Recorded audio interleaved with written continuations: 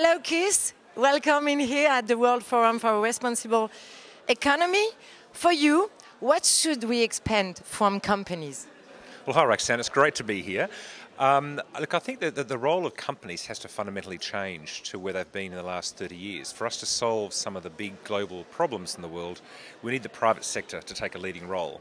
And we can't let them just focus on short-term profits as the key measure for success. So it's all about changing their focal point to a longer-term dimension, to think more broadly about their stakeholders, but even broader than that, it's actually thinking about the world as a whole and working out how we can harness the power of the private enterprise, the companies in the world, to actually solve these global problems. It's a very exciting opportunity for companies.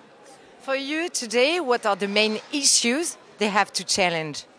Well, I'd put them down to 4 key issues. 1 is climate change, 2 is biodiversity loss, 3 is poverty, and 4thly is inequality. All of them are critical. And poverty and inequality are related, but they're also different. We can actually solve poverty, but if we create more inequality as a result of that, then we failed. So we have to solve these 4 key problems in the world, and we have to have the private enterprises taking a leading role in them. And there's some very, very exciting solutions to do so. So how can the companies be the solutions? How can they implement solutions for tomorrow? Well, each of these problems creates different opportunities, right? So, for example, climate change is very much about changing our energy system from being one that's dependent on fossil fuels to one that is actually all about clean energy. And that's a clear business case for that. Solving inequality and poverty is more challenging in many respects. Poverty, for example, there's a strong economic case for companies to create a bigger market of consumers who've got more money to spend on their products.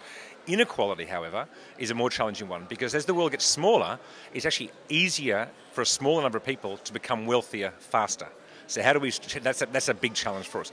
Biodiversity loss is another big challenge because what we want to do is get billions of people to have the same or largely the same wealth and prosperity as the wealthier nations, but without increasing our ecological footprint. So how do we do that? But again, there's ways in which businesses use technology, innovation, finance, their employees, their supply chain to actually change their business models to benefit people and the planet long term.